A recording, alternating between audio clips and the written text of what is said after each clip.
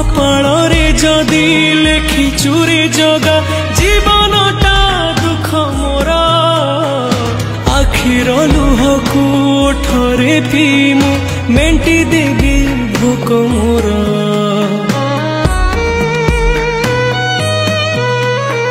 सुख बोली गोटे कण अछि रे आज जाए जानिलिनी दुखर बोझकु एते जे लदिचु हसी टिके पारिलिनी तू हेलु बड़ दिया